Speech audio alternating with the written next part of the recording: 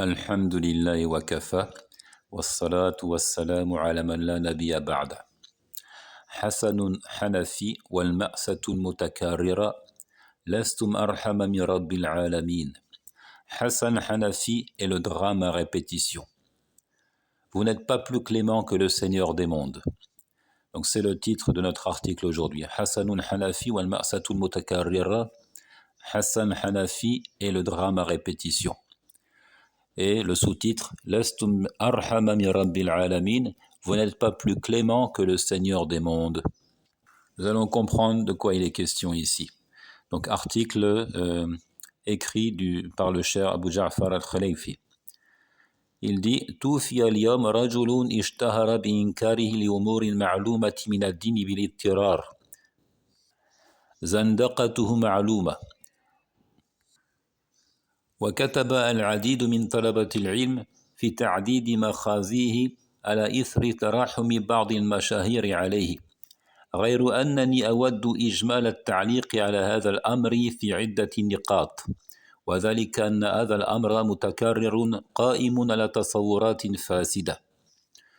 Au jour d'aujourd'hui, un homme rendu célèbre pour son reniement des affaires évidentes de la religion et à l'hypocrisie bien connue est décédé. Donc cet article il est écrit à l'occasion de la mort d'un homme qui s'est fait connaître pour son reniement des affaires évidentes de la religion de l'islam. Un bon nombre d'étudiants en théologie ont écrit sur ces infamies criantes, et ce, suite aux prières en sa faveur faites par quelques célébrités. Donc, suite au décès de cet individu, dénommé Hassan Hanafi, certains ont prié en sa faveur, ont imploré la miséricorde d'Allah pour lui, tandis que d'autres, instruits de la religion, ont choisi de relever toutes les infamies criantes qu'il a pu écrire durant son existence. Toutefois, je souhaite commenter globalement cette affaire, en soulignant quelques points, car cette récurrence a pour terreau des conceptions erronées. Donc il parle ici de récurrence, et dans le titre de drame à répétition, c'est-à-dire chaque fois cela se reproduit. Un individu qui était connu pour combattre la religion de l'islam vient à décéder, et on trouve encore des gens pour implorer pour lui la miséricorde d'Allah. Il dit cette récurrence a pour terreau des conceptions erronées. C'est à cause de conceptions erronées que l'on constate ce genre d'attitude et de comportement. النقطة الأولى حكم التكفير أو عدمه حكم شرعي مبني على أدلة ومنهج علمي ووجود أناس غلاة لا يبيح إغلاق الباب بالكلية. Premier point très important. Confirmer ou infirmer la mécréance d'une personne est une sentence juridico-religieuse élaborée sur des preuves. Donc confirmer, ou au contraire nier l'excommunication, takfir, est une sentence juridico-religieuse élaborée sur des évidences et une méthodologie scientifique. Et la présence d'extrémistes n'autorise pas à refermer intégralement ce chapitre. Donc la présence d'extrémistes, de rigoristes qui excommunient à tort et à travers n'autorise pas de condamner totalement cette porte. Le takfir demeure une réalité.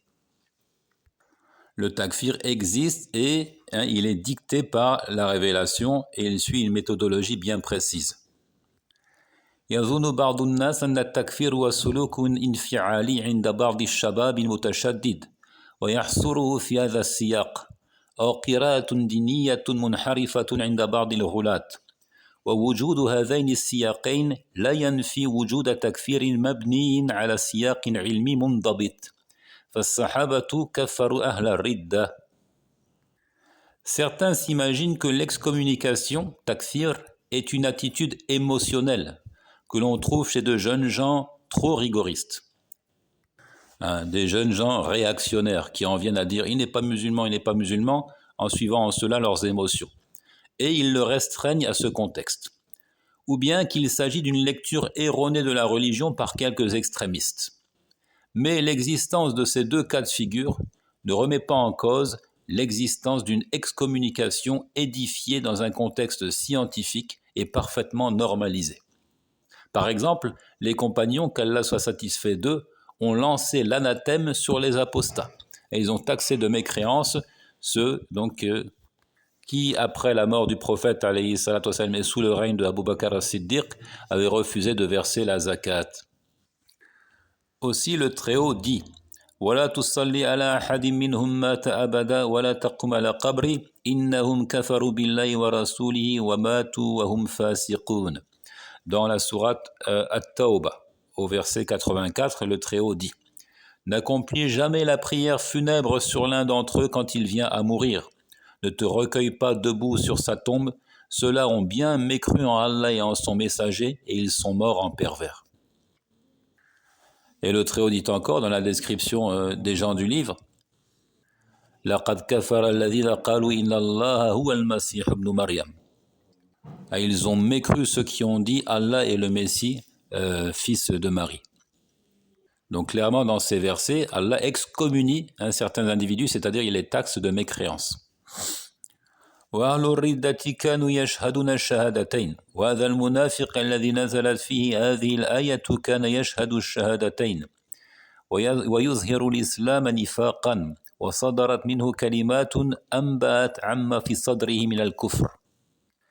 Les apostats prononçaient les deux attestations de foi. L'hypocrite au sujet duquel ce verset fut révélé déclamait lui aussi les deux attestations de foi.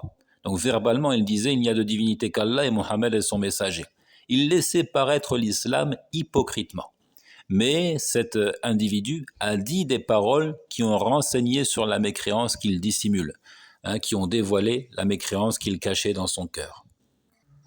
وقال البخاري في صحيحه حدثنا آدم ابن أبي إياس حدثنا شعبة عن واصل الأحدب عن أبي وائل عن حذيفة بن اليمان رضي الله عنهما قال إن المنافقين اليوم شر منهم على عهد النبي صلى الله عليه وسلم كانوا يومئذ يسرون واليوم يجهرون.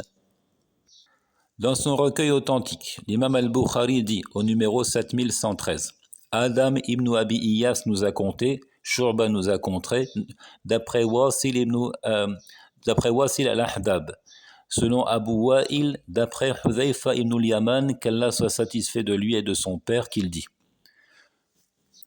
Aujourd'hui, les hypocrites sont pires qu'à l'époque du prophète, à lui les éloges et le salut. Ils dissimulaient alors leur hypocrisie, tandis qu'aujourd'hui, ils l'affichent ouvertement. Ce récit, cette parole de Hudhayfa, se retrouve chez l'imam al-Bukhari. Donc, par définition, un hypocrite, c'est quelqu'un qui affiche la religion de l'islam et qui dissimule sa mécréance, ou qui tente du mieux qu'il le peut de dissimuler sa mécréance.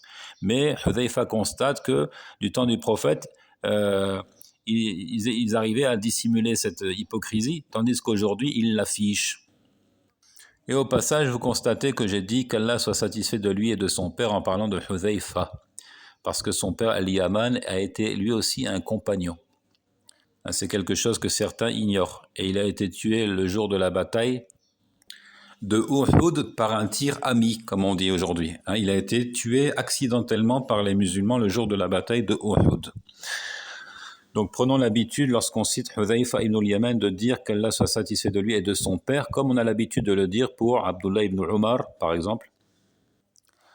أقول وهذا الرجل الذي هلك وقع منه ما هو أعظم مما وقع من هذا المنافق من الكلمات السوء فرجل يقول أن الله عز وجل تعبير أدبي أكثر من كونه وصفا لواقع هذا الشخص عند الله سفيه هذا الشخص عبد الله بن أبي بن سلول أعظم منه إيمانا وما فيهما مؤمن إيمانا صحيحا وأقرب للرسالة.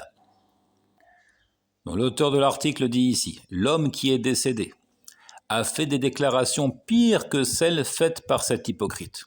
En effet, Abdullah ibn Ubay ibn Salul avait plus de foi qu'une personne affirmant qu'Allah est plus, selon ces termes, une expression littéraire qu'une description de la réalité.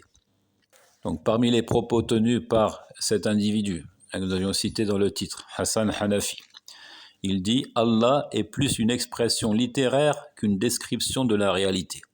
Alors, en réalité, il nie l'existence du Seigneur Tabaraka wa Ta'ala. Pour ça qu'il dit, Abdullah ibn Ubay ibn Salul, qu'on appelait Ra'sul Munafiqin, le chef des hypocrites, avait plus de foi que lui.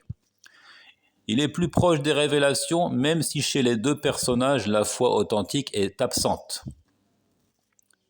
وأيضا الترحم والاستغفار ليس بابا للمجاملات المجتمعية بل هو حكم شرعي وشهادة شرعية ستكتب شهادتهم ويسألون. Aussi, demander à Allah de faire miséricorde et de pardonner à un défunt n'est pas la porte ouverte à la courtoisie sociale. C'est pas l'occasion de faire des courbettes devant certaines autorités, d'essayer de se montrer et de gagner la confiance de certaines personnes hautement placées. Donc c'est plutôt une sentence juridico-religieuse et un témoignage. Et Allah subhanahu dit au verset 19 de la sourate 43 à propos du témoignage, leur témoignage sera consigné par écrit et ils devront en répondre.